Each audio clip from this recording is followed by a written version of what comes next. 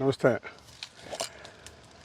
ನೋಡಿ, ಆರ್ಗ್ಯಾನಿಕಲಿ ಬೆಳೆದು ಮಾರಾಟ ಮಾಡೋರೆಲ್ಲ ಕೇಳ್ತಾರೆ, ಯಾಕೆ ಆರ್ಗ್ಯಾನಿಕಲಿ ಬೆಳೆದಿರ್ತಕ್ಕಂಥ ಮಾವಿನ ಹಣ್ಣಿಗೆ, ಆರ್ಗ್ಯಾನಿಕ್ ತರಕಾರಿಗಳಿಗೆ ಇಷ್ಟೊಂದು ದುಡ್ಡು ಕೊಡಬೇಕು ಅಂತ ಕೇಳ್ತಾರೆ. ಮತ್ತು ಯಾವುದೇ ಈ ರೀತಿ ಸಣ್ಣ ಡಾಟ್ ಇರಬಾರ್ದು, ಯಾವುದೇ ರೀತಿ ಸಣ್ಣ ಮಚ್ಚೆ ಇರಬಾರ್ದು, ಈ ರೀತಿ ಇರಬೇಕು ಅಂತಾರೆ. ಈ ರೀತಿ ಸಣ್ಣ ಮಚ್ಚೆ ಡಾಟು ಇವ್ಯಾವು ಇರಬಾರ್ದು ಅಂತಂದರೆ ಇದಕ್ಕೆಲ್ಲ ಕೆಮಿಕಲ್ ಅಪ್ಲೈ ಮಾಡಬೇಕು.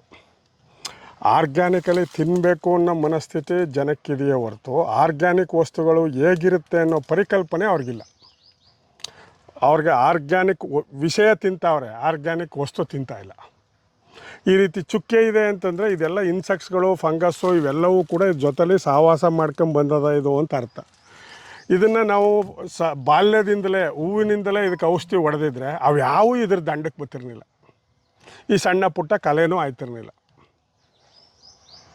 ಅರ್ಥ ಆಯ್ತಲ್ಲ? ಈಗ ನೋಡಿ, ಒಂದು ಮಾವಿನ ಹಣ್ಣಿಗೆ ನಾನು ರಕ್ಷಣೆ ಮಾಡೋಕ್ಕೆ ಇದಕ್ಕೆ ಕವರು, ಅದಲ್ಲದೆ ಈ ಟ್ರ್ಯಾಪು ನೋಡಿ, ಇದು ಟ್ರ್ಯಾಪು, ಗಂಡು ಹೆಣ್ಣು ಎರಡನ್ನೂ ಅರೆಸ್ಟ್ ಮಾಡೋ ಅಂಥ ಈ ಔಷಧಿ ಇದು ಕೆಮಿಕಲ್ ಆ್ಯಕ್ಚುಲಿ.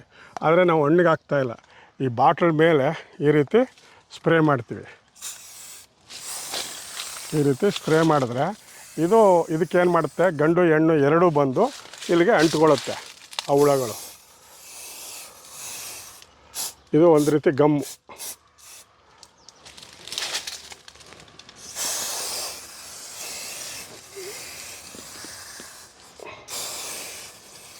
ನೋಡಿ, ಈ ರೀತಿ ಸ್ಪ್ರೇ ಮಾಡೋದು. ಈಗ ಇದಕ್ಕೆ ಒಂದು ದಿವಸಕ್ಕೆ ಎಷ್ಟು ಹುಳ ಬರ್ತವೆ ಅಂದರೆ ನೋಡೋಕೆ ಅಸಾಧ್ಯ. ಓಕೆ, ಇದು ಬಂದು ಸ್ವತಃ ಫೀಲ್ ಮಾಡ್ಬೇಕು ಜನ, ಏನೋ ಆರ್ಗ್ಯಾನಿಕ್ ಅಂತಾರಲ್ಲ, ಇದನ್ನು ನೋಡಬೇಕು. ಈಗ ಬಂದಂಥ ಗಂಡು ಮತ್ತು ಹೆಣ್ಣುಳ ಎರಡೂ ಕೂಡ ಇದು ಇಲ್ಲಿ ಅಂಟ್ಕೊಂಡ್ಬಿಡ್ತವೆ. ಇದರಲ್ಲಿ ಗಂಡು ಹೆಣ್ಣು ಎರಡನ್ನೂ ಅಟ್ರ್ಯಾಕ್ಟ್ ಮಾಡೋವಂಥ ಇದಿದೆ, ಸೆಂಟಿದೆ. ಆ ಸೆಂಟ್ಗೆ ಬಂದು ಇಲ್ಲಿ ಕೂತ್ಕೋತವೆ. ಕೂತದ್ದು ಮೇಲೆ ಕಾರಕ್ಕಾಗಲ್ಲ. ಓಕೆ. ಸೊ ಅಕಸ್ಮಾತ್ ನನ್ನ ಗಾಚಾರ ಕೆಟ್ಟು ರಾತ್ರಿ ಜೋರಾಗಿ ಮಳೆ ಇತ್ತು ಅಂತ ಇಟ್ಕೊಳ್ಳಿ, ಮಳೆನೇ ಉಯ್ಲೇಬೇಕು. ಮಳೆ ಊದ್ರೆ ಇದೆಲ್ಲ ವಾಶ್ ಆಗುತ್ತೆ, ಮತ್ತೆ ಅಪ್ಲೈ ಮಾಡಬೇಕು. ಅಲ್ಲ, ಈಗ ಜನ ಕೇಳ್ತಾರೆ, ಇದೇನು ಸರ್ ನೀವು ಆರ್ಗ್ಯಾನಿಕ್ ರೈತರು ಅಂದ್ಬಿಟ್ಟು ಇಲ್ಲಿಗೇನು ಕೆಮಿಕಲ್ ಹಾಕ್ತಿಲ್ಲ, ಅದಕ್ಕೆ ಕೆಮಿಕಲ್ ಹಾಕ್ಬಿಟ್ಟು ಏನೋ ಈ ಥರ ಕೃಷಿ ಎಲ್ಲ ಮಾಡ್ತಾ ಇದ್ದೀರಾ, ಹೆಂಗೆ ಸರ್? ಹಣ್ಣೇ ತಿನ್ನೋಕ್ಕಾಗಲ್ಲ ಮಾವಿನ ಹಣ್ಣು. ಈಗ ನಾನು ಎಷ್ಟೋ ಜನ ಮಾವಿನ ಹಣ್ಣು ಕೆಮಿಕಲ್ ಫ್ರೀ ಮ್ಯಾಂಗೋ ಅಂತ ತಗೊಬತ್ತಾರಲ್ಲ, ಅವ್ರ ಹಣ್ಣುಗಳಿಗೆ ಏನೂ ಆಗಿಲ್ಲ ಅಂದರೆ ಹಾಗಾದ್ರೆ ಏನು ಮಾಡಿದ್ದಾರೆ ಅನ್ನೋದು ಪ್ರಶ್ನೆ ಹುಟ್ಟುತ್ತೆ. ಈಗ ನಾನು ನ್ಯಾಚುರಲಿ ಫೈಟ್ ಮಾಡ್ತಾಯಿದ್ದೀನಿ, ಏನಂತಲ ಆರ್ಗ್ಯಾನಿಕಲಿ ಬೆಳ್ಕೊಡ್ಬೇಕು ಇದು ವಿತೌಟ್ ಕೆಮಿಕಲು ಅಂತ. ನನ್ನ ಮುಂದೆ ಇಷ್ಟು ಸವಾಲದೆ. ಅವರು ಏನೂ ಮಾಡಿದೆ ಹೆಂಗೆ ಆರ್ಗ್ಯಾನಿಕಲಿ ಮ್ಯಾಂಗೋ ತಂದು ಕೊಡ್ತಾರೆ? ಹೆಂಗೆ ಸಾಧ್ಯ? ಈಗ ಫ್ರೂಟ್ ಫ್ಲೈ ನ್ಯಾಚುರಲ್ ಆಗಿ ಮಾವಿನ ಹಣ್ಣು ಇನ್ನು 6 ದಿನ 7 ದಿನ ಇದೆ ಅಂತಂದಾಗ ಅದು ಕಚ್ಚುತ್ತೆ ಬಂದು. ಇನ್ನು 6 ದಿನ ಅದು ಯಾಕಂದರೆ ಆ ಮೊಟ್ಟೆ ಮೊಟ್ಟೆ ಒಡೆಯೋದಕ್ಕೆ 8-9 ದಿನ ಇರುತ್ತೆ ಅಷ್ಟೇ. ಆಗಲೇ ಅದು ಇನ್ನೇನು 8-9 ದಿನದಲ್ಲಿ ಈ ಹಣ್ಣಾಗುತ್ತೆ ಅನ್ನೋ ಅದಕ್ಕೆ ಗೊತ್ತು, ಅದಕ್ಕೆ ಸೆನ್ಸ್ ಇದೆ. ಅದಕ್ಕೆ ಆ ಟೈಮಲ್ಲಿ ಮೆಚುರಿಟಿಗೆ ಬಂದಿರೋ ಟೈಮಲ್ಲೇ ಇದಕ್ಕೆ ಬಂದು ಅದು ಮೊಟ್ಟೆ ಇಡುತ್ತೆ. ಮೊಟ್ಟೆ ಇಡುತ್ತೆ. ಆ ಟೈಮಲ್ಲಿ ಅದು ಒಳಗಡೆ ಹೋಗ್ಬೋದಾ? ಒಳಗಡೆ ಹೋಗಕ್ಕೆ ಸಾಧ್ಯ ಇಲ್ಲ ಅನ್ಸುತ್ತೆ. ಸಾಧ್ಯ ಇಲ್ಲ. ಆಗ ಸ್ಮೂತ್ ಆಗುತ್ತೆ, ಸಾಫ್ಟ್ ಇರುತ್ತೆ, ಒಳಗಡೆ ಹೋಗುತ್ತೆ. ಇಂಚೊರಿ ಅದರ ತೆಗೆದ ಕುಂಡದಲ್ಲಿ ಅದು ಚುಚ್ಚುತ್ತೆ ಮುಳ್ಳಲ್ಲಿ ಮರಿ ಹಾಕಕ್ಕೆ. ಮೊಟ್ಟೆನೀಗ ಅದು ಒಳಗಡೆಗೆ ಚುಚ್ಚಿ ಅಲ್ಲಿ ಮೊಟ್ಟೆನ ಇಂಜೆಕ್ಟ್ ಮಾಡಿ ಬಿಟ್ಬಿಡುತ್ತೆ. ನೋಡಿ, ಇವೆಲ್ಲ ಪ್ರಯತ್ನ ಆ ರೀತಿ ಇಂಜೆಕ್ಟ್ ಮಾಡಿರೋದೆ. ಸಣ್ಣ ಚುಕ್ಕೆಗಳಿದಾವಲ್ಲ, ಆ ಪ್ರಯತ್ನಗಳು ನಡೆದಿರೋದು ಈ ಎಸ್ಪೆಷಲಿ ಈ ಕಾಯಿಗೆ. ಇಲ್ಲಿ ನೋಡಿ, ಈ ಕಾಯಿನ ಮೇಲೆ ಎಷ್ಟು ಅಟ್ಯಾಕ್ ಆಗಿದೆ. ಆ ಒಂದೊಂದು ಸೀಲು ಸೈನು ಬಿದ್ದಂಗೆ ಅದು ಒಂದೊಂದು ಅಟ್ಯಾಕ್ ಮಾಡಿದಾಗಲೂ ಅದಾಗಿರುತ್ತೆ. ಬಟ್ ಈಗ ಇದು ಕಾಯಿ ಸ್ಟೇಜಲ್ಲಿದ್ದು ಅದು ಕಡಿದ್ರೆ ಅದೇನಾಗಲ್ಲ, ಅದು ಹಣ್ಣಾಗಲ್ಲ.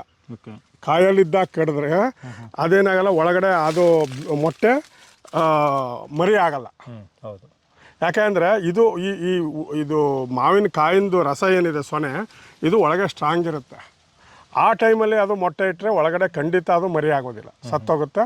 ಮೊಟ್ಟೆ ಸಹಿತ ನಾವೇ ತಿಂದಂಗೆ ಆಗುತ್ತೆ, ನಾನ್ ವೆಜ್ ತಿಂದಂಗೆ ಆಗುತ್ತೆ ಒಂದು ರೀತಿಲಿ. ಸೊ ಇದು ಏನಾಗುತ್ತೆ, ಕೊನೆ 5-6 ದಿವಸದಲ್ಲಿ ಅದು ಕಚ್ಚುತ್ತಲ್ಲ, ಅದು ಹುಳ ಆಗೋದು. ಒಂದು ತತ್ತಿ ಹುಳ ಆಗ್ಬೇಕಾದ್ರೆ ಟೈಮ್ ತಗೊಳುತ್ತೆ. ಆ ಟೈಮ್ವರೆಗೆ ಅದು ಮಾಡಬೇಕಾಗಿರೋದು. ನೋಡಿ ಈ ರೀತಿ ವೇಸ್ಟ್ನ ತೆಗೆದಾಕಬೇಕು. ಮತ್ತು ಯಾವುದು ವೀಕ್ ಇದೆ, ಈಗ ನೋಡಿ ಇಷ್ಟೊಂದು ಗಿಡದಲ್ಲಿ ಇದ್ದೀವಿ ನೋಡಿ, ಈ ರೀತಿ ವೀಕ್ ಈ ರೀತಿ ಮಚ್ಚೆ ಬಂದಿದೆಯಲ್ಲಪ್ಪ, ಇದು ಕೊಂಬೆ ತಾಕಿ ಬಂದಿರೋದು. ಇದನ್ನು ಆರ್ಗ್ಯಾನಿಕ್ ಶಾಪಲ್ಲಿ ತಗೊಳ್ಳಲ್ಲ. ಇದನ್ನು ತಗೊಳ್ಳಲ್ಲ. ಆರ್ಗ್ಯಾನಿಕ್ ಶಾಪಲ್ಲೇ ತಗೊಳ್ಳಲ್ವಾ? ಆರ್ಗ್ಯಾನಿಕ್ ಶಾಪ್ ಅವರೇ ತಗೊಳ್ಳಲ್ಲ. ಏನಕ್ಕೆ ಹೇಳಿ ಆರ್ಗ್ಯಾನಿಕ್ ಶಾಪಲ್ಲಿ ತಗೊಳ್ಳಲ್ಲ? ಯಾಕೆ ಅಂದರೆ ಅವರು ಪ್ರೀಮಿಯಂ ಪ್ರೈಸ್ ಕೊಡ್ತಿರ್ತಾರಲ್ಲ, ಆ ಪ್ರೀಮಿಯಂ ಪ್ರೈಸ್ ಕೊಡೋ ಅಂತ ಶ್ರೀಮಂತರಿಗೆ ಏನಾಗಿರುತ್ತಲ್ಲ, ಒಂಚೂರು ಡಾಟ್ ಇರಬಾರ್ದು. ಯಾಕೆ ಅಂದರೆ ಅವ್ರಿಗೆ ಗ್ರೌಂಡ್ ಲೆವೆಲಲ್ಲಿ ಯಾವ ರೀತಿ ಅಗ್ರಿಕಲ್ಚರ್ ನಡೆಯುತ್ತೆ ಅನ್ನೋದೇ ಮಾಹಿತಿ ಇರಲ್ಲ. ಅದು ಆರ್ಗ್ಯಾನಿಕ್ ಶಾಪ್ ಅವ್ರಿಗೂ ಇರಲ್ವಾ? ಆರ್ಗ್ಯಾನಿಕ್ ಶಾಪ್ನವ್ರಿಗೆ ಬೇಕಾಗಿರೋದೇನು ಮಾಹಿತಿ ಅವ್ರಿಗಿರುತ್ತೆ, ಅವ್ರಿಗೆ ಬೇಕಾಗಿರೋ ದುಡ್ಡು. ನನಗೆ ಲಾಸ್ಟ್ ಇಯರ್ ನಾನು 100 ಮರ ಯಾಕೆ ತೆಗೆದಾಕಿದೆ ಅಂತಂದ್ರೆ, ಸರ್ ನೀವು ನಿಮ್ಮ ಕಷ್ಟ ಹೇಳ್ತೀರಾ, ಆದರೆ ನಮ್ಮ ಕಷ್ಟನ ಅವ್ರು ಕೇಳೋದು ಬೇಕಲ್ಲ ಅಂದರು. ನೀವು ನಿಮ್ಮ ಪ್ರಾಬ್ಲಮ್ ಏನೋ ನಮ್ಮ ಹತ್ರ ಹೇಳ್ತೀರಾ, ಆದರೆ ನಮ್ಮ ಕಸ್ಟಮರು ನಮ್ಮ ಬಿಟ್ಬಿಟ್ಟು ಇನ್ನೊಬ್ರ ಹತ್ರ ಹೊಟ್ಟೋಗ್ತಾರಲ್ಲ, ಅದು ಕೂತ್ರೆ ಏನು ಸರ್ ಅಂತಾರೆ. ಇದಕ್ಕೆ ಹೊಡಿತೀರಾ? ತೆಗ್ದೇ ಇಲ್ಲ ಕವರ್ ಯಾವುದು? ಈ ಥರ ಮೇಲೆ ಈ ಥರ ಕವರ್ ಇರುತ್ತಲ್ಲ, ಇದನ್ನು ತೆಗೆದುಬಿಟ್ರೆ, ಯಾಕಂದರೆ ಇದು ಹೋಗಲ್ಲ, ಏನೋ ಗಮ್ಮು ಅಂಟಲ್ಲ.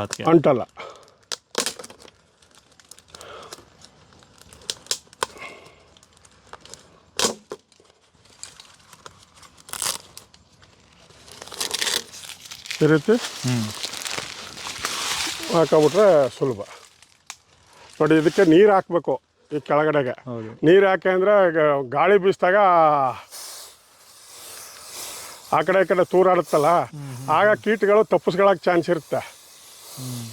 ಅದರಿಂದ ಏನು ಮಾಡಬೇಕು, ಅದು ಅಳ್ಳಾಡದೆ ಇದ್ದ ರೀತಿಯಲ್ಲಿ ಇಷ್ಟೊಂದೆಲ್ಲ ಸರ್ಕಸ್ ಮಾಡಿ ಒಬ್ಬ ರೈತ ತನ್ನ ಪ್ರಾಡಕ್ಟ್ನ ಕೊಟ್ರೆ ಲಾಂಚ್ ಮಾಡಬೇಕು, ಬೆಲೆ ಕಡಿಮೆ. ಆ ಮಾತುಗಳು ಕೇಳೋದಿರ್ಬೇಕಲ್ಲಿ. ಅಯ್ಯೋ ಅಯ್ಯೋ, ಈಗ ಇಲ್ಲಿ ಬಂದು ಅಂಟ್ಕೋತವೆ, ಆ ಗಂಡು ಹೆಣ್ಣು ಎರಡೂ ಕೂಡ ಅಂಟ್ಕೋತವೆ ಇಲ್ಲಿ ಬಂದು. ನನಗೀಗ ನಿಮ್ಮ ತೋಟದಲ್ಲಿ ಇವಾಗ ಅನಿಸಿದ್ದು, ಬನ್ನಿ ಸರ್, ಇವೆಲ್ಲ ಬೆಳ್ಕೊಂಡು ಕುತ್ಕೊಂಡು ಇಷ್ಟೊಂದು ಸರ್ಕಸ್ ಮಾಡೋ ಬದಲು ಈ ತೆಂಗು ನನ್ಗೆ ಯಾಕೋ ಕಷ್ಟ ಅನ್ನಿಸ್ತೈತೆ. ತೆಂಗಿಗೂ ದುಂಬಿಗಳ ಕಾಟ. ಹೌದು, ತೆಂಗಿಗಂತೂ ಈಗ ಕೆಂಪು ಮೂತಿ ಹುಳ, ರೈನೋಸರಸ್ ಬೀಟಲ್ಲು, ಒಂದೆರಡು ಕಾಟ ಅಲ್ಲ. ಏನಾಗ್ತಾ ಇದೆ ಈಗ, ಎಲ್ಲೋ ಒಂದು ತೆಂಗಿನ ತೋಟ ಇತ್ತು, ಈಗ ಊರಲ್ಲಿ 106 ಎಕರೆ ತೆಂಗಿನ ತೋಟ ಇದೆ, 106 ಎಕರೆ ಅಡಿಕೆ ತೋಟ ಇದೆ. ಅಂದ್ರೇನು, ಅವಕ್ಕೆ ತಿನ್ನೋದಕ್ಕೆ ಆಹಾರ ಸಮೃದ್ಧವಾಗಿ ಸಿಗ್ತಾ ಇದೆ ಅಂತ ಅರ್ಥ. ಅದರ ಸಂತಾನೋತ್ಪತ್ತಿ ಜಾಸ್ತಿ ಮಾಡ್ಕೋತವೆ, ದ್ವಿಗುಣ ಆಗುತ್ತಾ ಇದೆ. ಈಗ ನೋಡಿ, ಫ್ರೂಟ್ ಫ್ಲೈಗೂ ಅದೇ ಸಮಸ್ಯೆ ಇರೋದು. ಈಗ ಅಲ್ಲಿ ಹಲವಾರು ಪ್ರಭೇದಗಳಿದ್ದಾವೆ. ಯಾವುದು? ಫ್ರೂಟ್ ಫ್ಲೈಯಲ್ಲೂ ತರಕಾರಿಗೆ ಬೇರೆ ಇದೆ, ಕುಂಬಳಕಾಯಿಗೆ ಬೀಳವೆ ಬೇರೆ ಇದೆ, ಕ್ಲೀಪರ್ ವೆರೈಟಿಗೆ ಬೇರೆ ಥರ ಇದೆ, ಮಾವಿನ ಹಣ್ಣಿಗೂ ಸೀಬೆ ಹಣ್ಣಿಗೆ ಬೇರೆ ಥರ ಇದೆ. ಸೀಬೆ ಹಣ್ಣಿಗೂ ಇದೇ ಥರ ಎಲ್ಲಕ್ಕೂ ಕವರ್ ಹಾಕಿದ್ರೆ ಮಾತ್ರ ಅದಕ್ಕೆ ಒಳ್ಳೆ ಪ್ರೈಸ್ ಸಿಗೋದು, ಇಲ್ಲಾಂದರೆ ಒಳಗಡೆ ಎಲ್ಲ ಹುಳ. ಹೌದು, ಒಂದೊಂದನ್ನು ಆರ್ಗ್ಯಾನಿಕಲಿ ಬೆಳ್ಕೊಡ್ಬೇಕಾರೆ ಎಷ್ಟು ಕಷ್ಟ ಇದೆ ಅಂತಂದರೆ ತುಂಬ ಫೈಟ್ ಮಾಡಬೇಕು. ಎಲ್ಲಕ್ಕಿಂತ ಸುಲಭದ ಬೆಳೆ ಇದೆ ಅನ್ಕೋತೀನಿ. ಇಲ್ಲ, ಇದಕ್ಕೂ ಬೀಳ್ತಾ ಇದೆ ಹುಳ. ಹೌದಾ? ಇಷ್ಟಪ್ಪ ಚರ್ಮ ಇರುತ್ತೆ, ದಪ್ಪ ಚರ್ಮ ಇದ್ರೂ ಸಣ್ಣ ಹೂ ಇರುತ್ತಲ್ಲ, ಆ ಟೈಮಲ್ಲಿ ಅಟ್ಯಾಕ್ ಮಾಡುತ್ತೆ. ಈಗ ನಿಮಗೆ ಇದು ರಫ್ ಸ್ಕಿನ್ನು, ಇದು ರಫ್ ಸ್ಕಿನ್ನು ನೋಡಿಲ್ಲಿ, ಇದು ಸಾಫ್ಟ್ ಸ್ಕಿನ್ನು ನೋಡಿಲ್ಲ, ಅಟ್ಯಾಕ್ ಮಾಡಿ ಹುಳ, ಫ್ರೂಟ್ ಬೋರರು. ದೊಡ್ಡದಾದ್ಮೇಲೆ ಅಟ್ಯಾಕ್ ಮಾಡೋಕ್ಕಾಗಲ್ಲ ಅಂತ ಸಣ್ಣದಲ್ಲಿ ಅಟ್ಯಾಕ್ ಮಾಡಿ ಒಳಗಡೆ ಕೋಶ ಇಟ್ಬಿಡುತ್ತೆ ಅದು. ಸೊ ಪ್ರತಿಯೊಂದಕ್ಕೂ ತಂತ್ರ ಇದೆ, ಅದರಲ್ಲೂ ಡಿಫೆನ್ಸಿವ್ ಮೆಕ್ಯಾನಿಸಮ್ ಅವಕ್ಕೂ ಚೆನ್ನಾಗಿ ಗೊತ್ತು ನಮಗಿಂತ ಹೆಚ್ಚಾಗಿ. ನಾವ್ ಹೆಂಗ್ ಡಿಫೆನ್ಸಿವ್ ಮಾಡ್ಕೋತೀವೋ ಅದು ಯಾವಾಗ ತಾನು ಬದುಕಬೇಕು, ಸರ್ವೈವ್ ಆಗ್ಬೇಕಾದ್ರೆ ಏನು ಮಾಡಬೇಕು ಅಂತ ಅವಕ್ಕೂ ಚೆನ್ನಾಗಿ ಗೊತ್ತು. ನೋಡಿ, ಅವೆಲ್ಲ ತೂತು ಹೊಡೆದಿರೋದೆ ಅವು ಎಲ್ಲ. ನೋಡಿ, ಈಗ ಇದು ಎಳಸಿನಕಾಯಿ ಇಲ್ವಾ, ಇದಕ್ಕೆ ನಾವು ಆ್ಯಕ್ಚುಲಿ ಈಗ ಇವಕ್ಕೂ ಬ್ಯಾಗ ಬಂದಿದೆ, ಹಲಸಿನಕಾಯಿಗೂ ಬ್ಯಾಗ್ ಬಂದಿದೆ.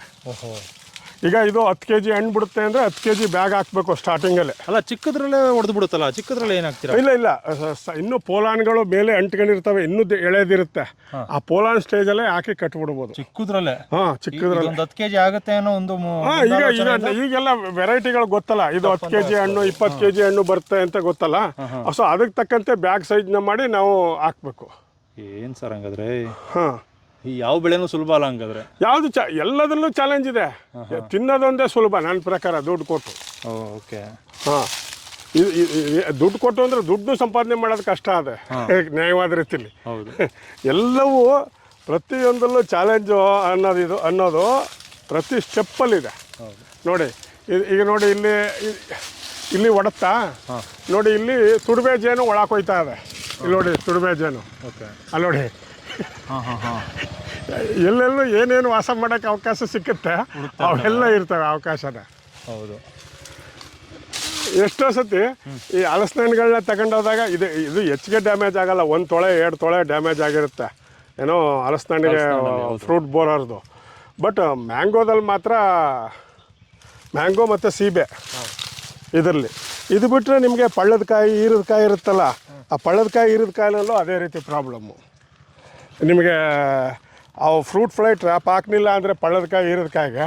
ಮತ್ತು ಇನ್ನೊಂದು ಹಣ್ಣಿನ ಗಿಡದ ಬಗ್ಗೆ ಮಾತಾಡೋಣ. ಇದೇ ಲೈನಲ್ಲಿದೆ ವಾಟರ್ ಆ್ಯಪಲ್ಲು. ವಾಟರ್ ಆ್ಯಪಲಲ್ಲೂ ಜಾಸ್ತಿ ಇರುತ್ತೆ. ವಾಟರ್ ಆ್ಯಪಲಲ್ಲೂ ಇರುತ್ತೆ, ಯಾಕೆಂದರೆ ಊಜಿ ಹಾಂ ಅದನ್ನು ಮಾರಕ್ಕೆ ಆಗಲ್ಲ ಸರ್. ಊಜಿ ಮತ್ತು ಅದರೊಳಗೆ ಇರುವೆಗಳಿರ್ತವೆ. ಇರುವೆಗಳಿರ್ತವೆ, ಅದು ತುಂಬಾ ಕಾಟ ಕೊಡ್ತವೆ. ಕಮರ್ಷಿಯಲಿ ಯಾಕೆ ಸಕ್ಸಸ್ ಆಗಲಿಲ್ಲ ವಾಟರ್ ಆ್ಯಪಲ್ ಅಂದರೆ ಇದೊಂದು ಕಾರಣ. ಹಾಂ, ಈಗ ಅದು ಯಾವನಾರು ತಗೊಂಡೋಗಿ ನೋಡ್ತು ಅಂತಂದರೆ ಕಡಿತು ಅಂದರೆ ಒಳಗಡೆ ಹುಳ ಇರುತ್ತೆ. ಇದಕ್ಕೂ ಬ್ಯಾಗ್ ಹಾಕ್ತಾರೆ. ಹೌದು, ಪ್ರತಿ 3 ಹಣ್ಣಿಗೆ ಇದೇ ರೀತಿ ಬ್ಯಾಗ್ ಮಾಡ್ತು ಅಂತಂದರೆ ಎಷ್ಟು ಅಂತ ಬ್ಯಾಗ್ ಹಾಕ್ತೀರಾ ಸರ್? ಅದಕ್ಕೆ ಏನು ಮಾಡೋಕ್ಕಾಗಲ್ಲ. ಆಲ್ಟರ್ನೇಟ್ ಈಗ ಔಷಧಿ ಹೊಡೆದು ನಮಗೆ ಬೇಜಾರಾಗ್ಬಿಟ್ಟಾಗ ಈಗ ಆರ್ಗ್ಯಾನಿಕಲಿ ರಿಪೆಲೆಂಟ್ಸ್ ಮಾಡಿ ಹೊಡಿಬೋದು. ಹೌದು, ಮಳೆ ಹೋಯ್ತು ಅಂತಾರೆ ಏನಾರು ಮಾಡ್ತೀರಾ?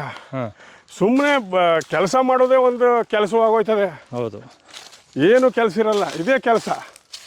ಸೊ ಅದ್ರ ಬದಲು ನಿಮ್ದಾಗಿರ್ಬೋದು ಇದು ಕವರ್ ಹಾಕ್ಬಿಟ್ರೆ. ಹೌದು, ಈಗ ನೋಡಿ ಇಷ್ಟೊಂದು ಇದೆ ಅಲ್ವಾ, ಇವಕ್ಕೆಲ್ಲ ನೋಡಿ ಇಲ್ಲಿ ಹೆಂಗಿದೆ. ಇಲ್ಲಿ ಒಂದು ನಿಮಿಷ ಇದೆ ಅಲ್ವಾ, ಒಳಗಡೆ ಏನೋ ಇರುತ್ತೆ, ಓಪನ್ ಮಾಡಿ ನೋಡಿ.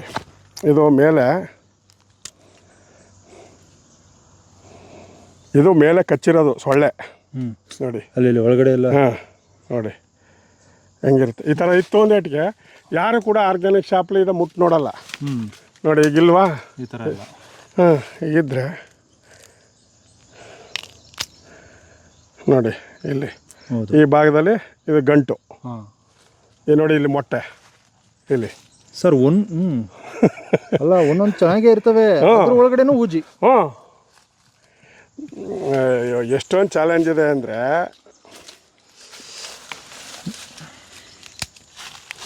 ನೋಡಿ. ಓಕೆ,